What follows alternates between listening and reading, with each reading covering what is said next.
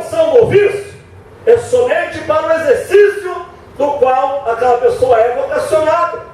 Quando é a unção do homem, é aquela unção pela qual a vida da pessoa é totalmente transformada, moldada, para ela ter genuínas características pelas quais possa atestar que a sua vida verdadeiramente é um manancial de água viva. A sua vida, na verdade, é um lugar pelo qual o faminto pode chegar e sair saciado a sua fome. É um lugar pelo qual o necessitado, ao te alcançar, haverá de obter a resposta para as suas necessidades. Terá em você e verá em você alguém verdadeiramente Deus, do qual possa confiar as suas necessidades, sabendo que você é um arauto do Senhor, e ao abrir a tua boca, Deus te ouve e te responde.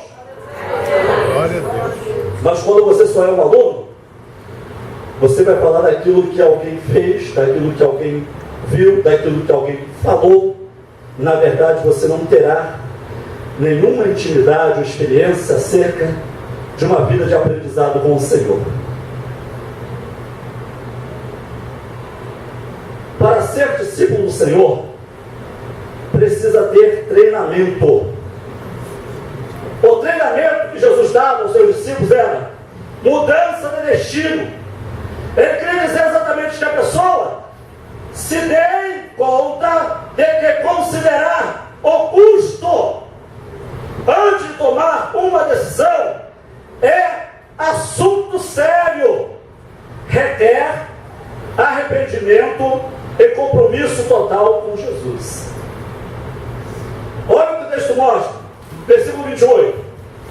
Pois quem começaria a construção de uma torre sem primeiro fazer os cálculos e depois verificar se tem dinheiro suficiente para completá-la? Olha, tomar decisão em Cristo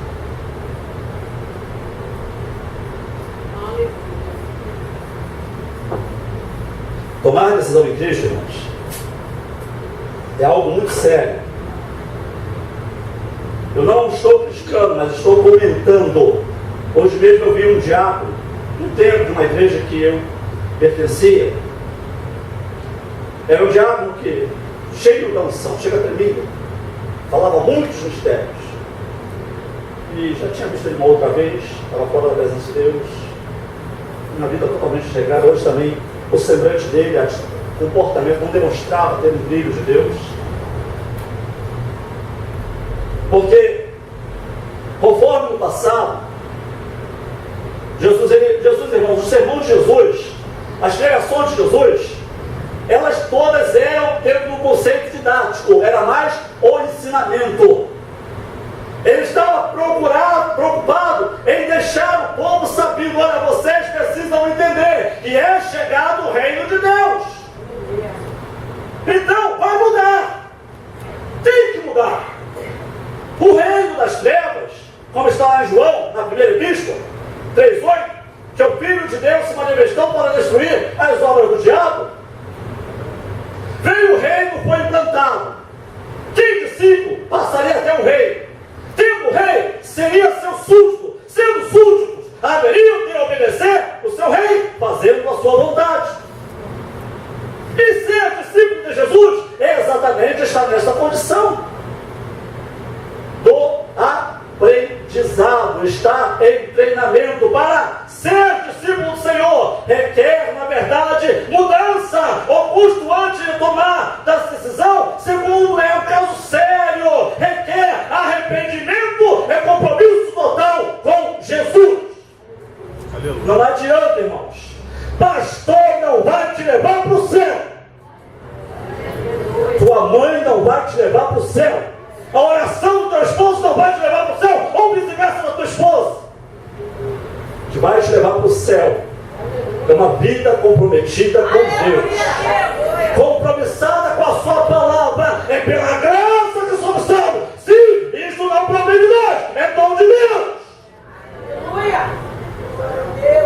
Mas a Bíblia apresenta para nós uma necessidade de nos esforçarmos. Vocês viram Mateus capítulo 7? Está escrito lá, irmãos. dizer: Senhor, nós fizemos, nós profetizamos, nós operamos maravilhas, foi no teu nome. Triste porque a palavra de Deus, irmãos, é a verdade. E ela diz com clareza que a resposta não vai ser boa para aqueles. Porque, irmãos, viver em Cristo é uma condição séria. Nós precisamos realmente saber o que é escolha e o que é prioridade, irmãos. Não é uma credencial de pastor que vai me levar para o céu, não, irmãos. Não é uma credencial, não é uma cartão de membro e vai te levar para o céu, não, irmãos. Não é o fato de você vir todas as santas ceias e tocar nos alimentos sagrados que vai te levar para o céu, não. Sabe o que vai te levar para o céu? É você priorizar Deus. Você já leu Mateus capítulo 6, versículo 33? É algo fascinante. Vocês lembram? Pode dizer comigo, quem lembra aí? Mas buscar. Mas buscar primeiro o reino de Deus e a sua justiça.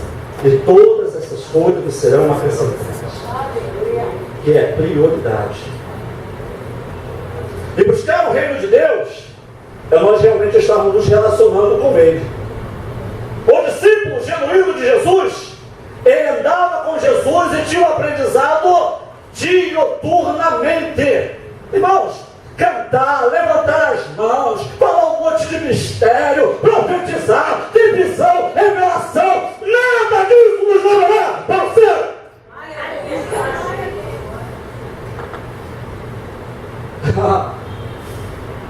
Parece até que eu estou querendo se permitir exortar, irmão, não é isso, não. Estamos vivendo um momento pelo qual a igreja de Deus precisa ser despertada, irmão. É um tempo de nós sermos mais simpatizantes do Evangelho. Eu preciso ser discípulo de Jesus. Discípulo de Jesus, como ontem nós ouvimos, hoje pela manhã o irmão Diácono Márcio com a esposa Márcia, no evento que houve lá na comunidade, pregaram, falaram de Jesus. Glória a Deus pela atividade, pelo ministério que os irmãos estão exercendo. Glória a Deus pelas pessoas que lá estiveram colaborando. Glória a Deus pelas aqueles que não puderam lá estar, mas jejuaram, que oraram. É o papel da igreja. Mas ser discípulo de Jesus envolve exatamente treinamento. E para este conceito de nós realmente vivermos e estarmos nas qualidades de discípulo de Jesus, requer mudança de valores. Não adianta dizer para vocês, irmãos, levantou a mão, vai para o céu. Cheio de pecado, em prostituição, em fornicação, em adultério, em vícios, caluniador, mentiroso, cobiçoso, ganancioso, hipócrita. Jesus dissera no Evangelho de João, no capítulo 13,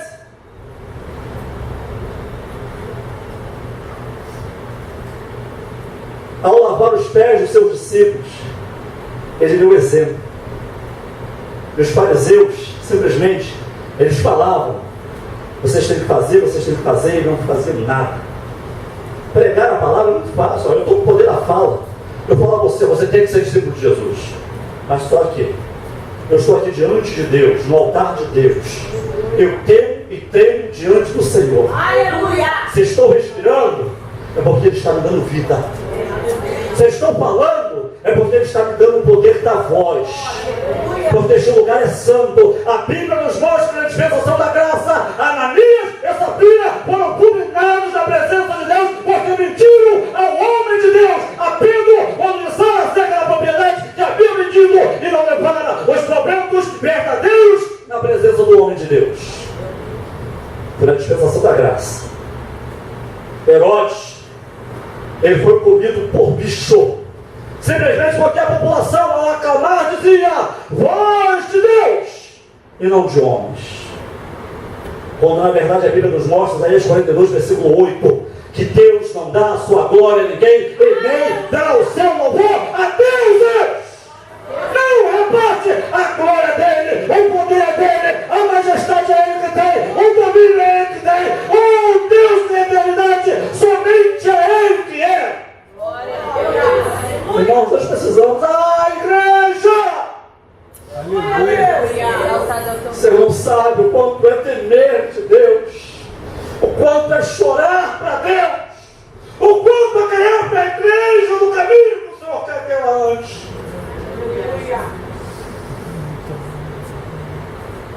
A vida de um sacerdote, irmãos, ela é feita, não é de tristeza, mas é de alegria. Sabe por quê? Ele sabe que quando ele ora, o seu Deus ouve e responde. Quando o sacerdote está clamando pela igreja, irmãos, não nos tenha por inimigo, tá? Nós não somos seus inimigos. Nós temos o dever de combatermos o pecado. E o pecado nós combatemos pelo poder da palavra. É pela palavra que vós sois santificados. Jesus dizia: vós estáis limpos pela palavra e eu vos tenho falado. Se a palavra de Deus não tiver primazia nas nossas vidas, nós não haveremos de ter o discernimento através do Espírito Santo acerca do que é escolha e que nós devemos priorizar. Nosso Deus, chega sou, nubia de fácia, mas ele não pecar, Deus. Mudanças de valores.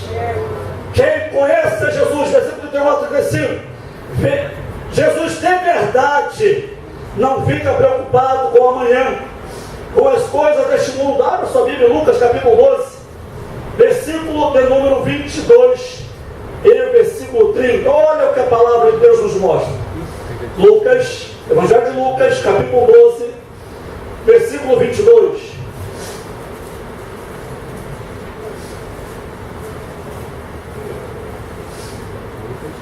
Então, voltando-se para os seus discípulos, disse: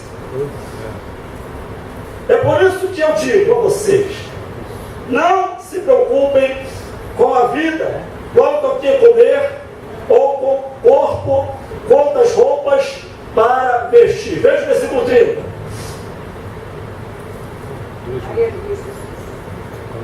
A humanidade cansa-se em correr atrás da comida de cada dia, mas o Pai Celeste conhece as necessidades de todos. Não, viver em Deus, em Cristo, plenamente, é você confiar. Não adianta você virar: ai, eu vou queimar minha casa. Ai, não, se você viver desse jeito, sabe o que você vai fazer? A Bíblia relata que onde está o nosso coração, ali está o nosso tesouro. Aleluia, aleluia.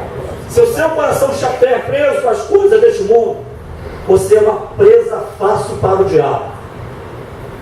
Ou você confia que Deus, Ele é o Senhor da sua vida, ou você precisa realmente mudar, ou ter mudança de valores na sua vida para conhecer a Deus verdadeiramente, ser um discípulo do Senhor. Você pode ler comigo o Salmo 37, verso 4? Na tua versão eu direi aqui o que eu tenho aprendido. Salmo 37, verso 4 e 5. Agrada do Senhor teu Deus. Sabe o que é agradar do Senhor? É ter por satisfação em todas as áreas da sua vida. Agrada do Senhor teu Deus, e Ele satisfará presente o desejo do teu coração. Você pode no coral só ler o verso 5 para mim, por favor?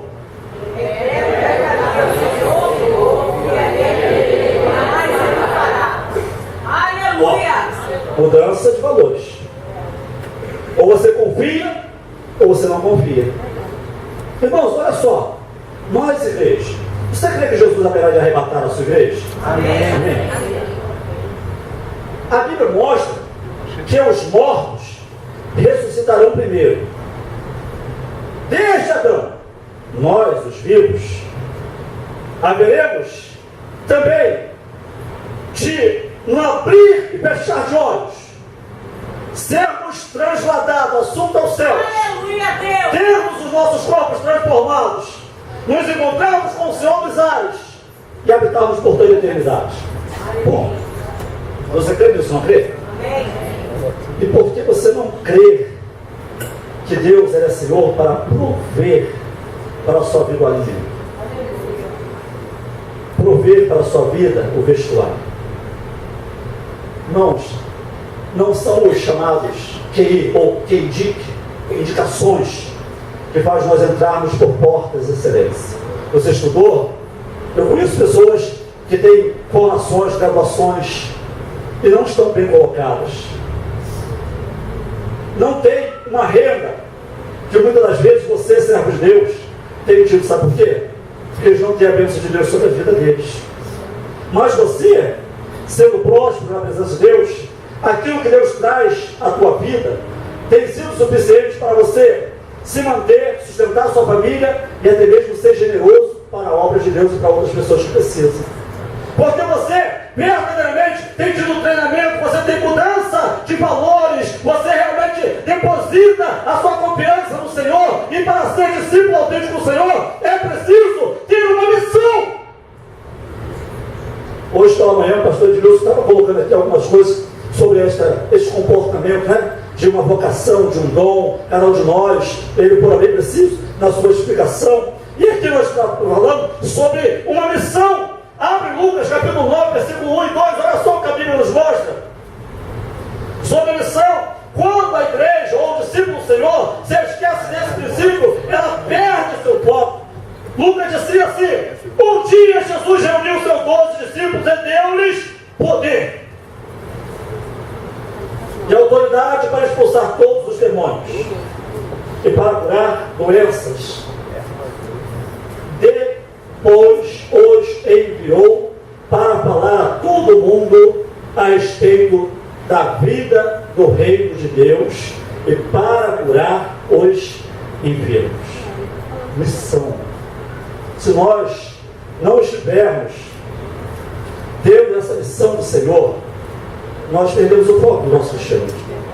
Fomos chamados para adorar, fomos enviados para servir, e ao servir dentro da missão a qual Deus tem determinado para nós, por intermédio da determinação de Cristo, por sua santa palavra, é exatamente termos essa autoridade para não combatermos contra o inferno, mas para nos defendermos, porque as nossas forças, elas provêm de Deus.